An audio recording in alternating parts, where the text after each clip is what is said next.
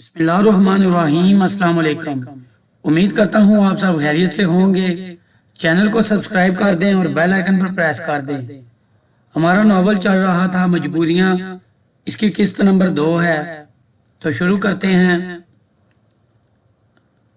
वरना क्या, वरना तुम्हें कोई नहीं रोक सकता, मगर तुम इस घर से जा सकते हो।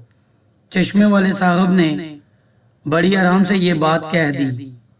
उनकी ये बात कहने पर एक खातून हाथ में पगड़ी थाल चश्मे वाले साहब के करीब लाई और उनका कंधा झिझोड़ते हुए कुछ कहने लगी।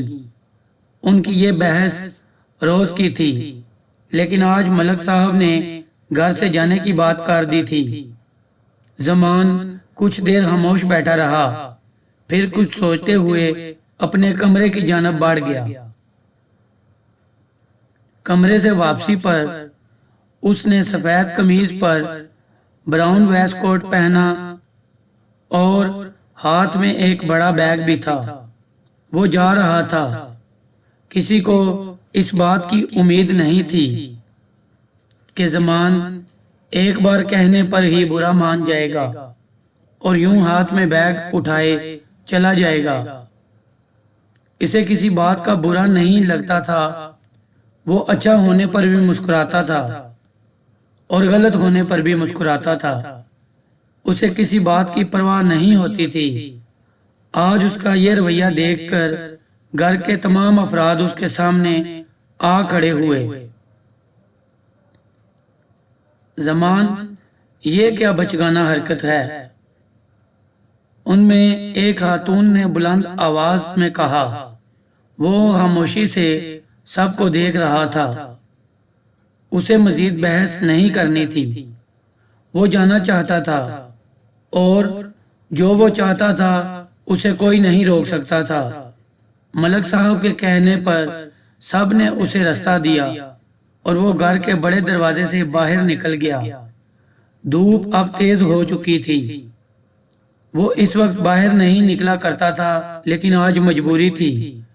मजबूरी तो इंसान को कहीं भी ले जा सकती है। वो धूप को देखकर मुस्कुराया और अपने कदम आगे बढ़ाता रहा। रेलगाड़ी के सफर की बात ही अलग होती है। वो ये सोचते हुए ट्रेन के बाहर का मंजर देखने लगा। ऐसा बिल्कुल नहीं लगता था कि वो घर वालों से नाराज होकर जा रहा है, बल्कि यूं लगता था कि बहुत दिन की थकन के बाद कहीं घूमने निकला है। वो घर का इकलौता लड़का था, अच्छा था और लंबा भी था। उसे किसी की बात का बुरा नहीं लगता था। वो हर बात को लापरवाही से खत्म कर देता था। उसके चेहरे का रंग गंदमी था और चेहरे पर हल्की हल्की दाढ़ी थी, जबकि मूंछें थोड़ी गहरी थी।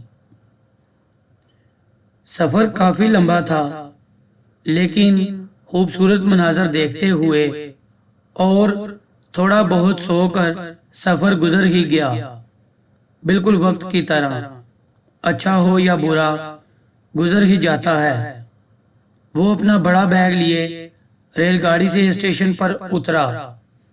उसे अब कहाँ जाना था, यह सवाल उसके लिए काफी मुश्किल था। बड़े शहर के अमीर कबीर लड़के को एक मामूली से गांव में देखकर बहुत अजीब लग रहा था। अच्छी खासी सहूलतें मुयस्सर थी उसे, बस थोड़ा बहुत ही काम तो करना था। ज़मान शायद पहली दफा इस जगह पर आया था। वो भी सर हिलाते हुए उनके पीछे चलने लगा। ढाबा मामूली सा था, लेकिन काफी बड़ा था। हर तरफ बड़े बड़े तख्त लगे थे, जिस पर गाव तकिए रखे हुए थे। एक साफ सुथरे और अच्छे तख्त पर उसे बिठाया गया। थकन से चूर वो बैठा तो उसे काफी सुकून मिला। उसने जूते उतारे और पैर ऊपर करके पलटी मार कर बैठ गया।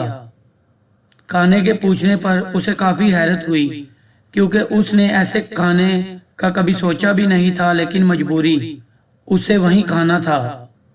लिहाजा एक बड़ी थाल में चावल की रोटी और आलू की कतलियां اس کے لیے لائی گئی۔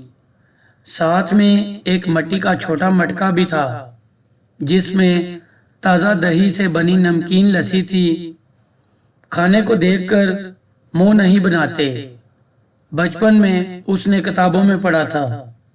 یہ بات سوچتے ہوئے وہ مسکرایا اور بڑی تھال کو اپنے قریب کیا۔ ڈھابے میں آتے ہوئے اس نے ہاتھ دھو ہی لیے تھے، لہٰذا اب اس نے کھانا شروع کیا۔ ایک لقمہ لیتے ہوئے اسے کافی اچھا لگا اور وہ بڑی لذت سے کھانے لگا۔ اس کے کھانے کا انداز بہت اچھا تھا۔ سامنے بیٹھا شخص اگر اسے دیکھے تو اس کا بھی کھانے کا دل کرے۔ کچھ ایسا انداز تھا اس کے کھانے کا۔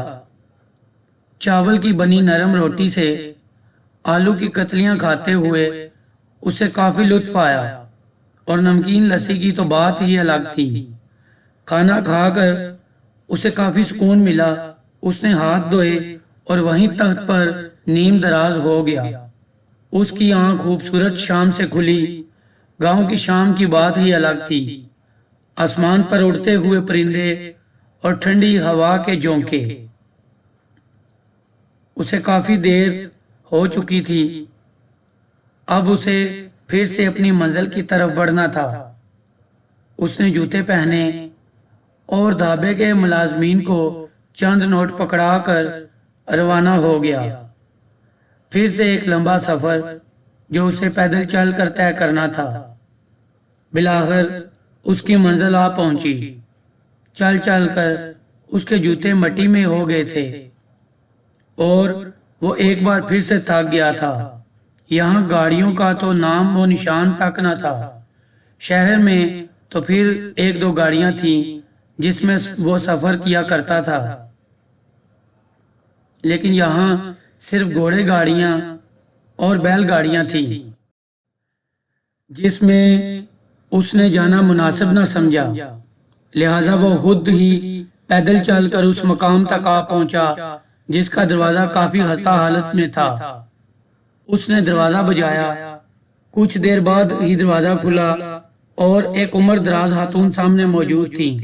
اس نے اپنا تعارف کروانا چاہا تو مسکراتے ہوئے سلام کیا اور آگے بڑھ کر کہا، ناظرین آپ کو ہمارا یہ ناول کیسا لگ رہا ہے کامنٹس باکس میں ہمیں بتائیں تاکہ ہم آپ لوگوں کے لیے مزید ویڈیوز بنائیں۔ شکریہ۔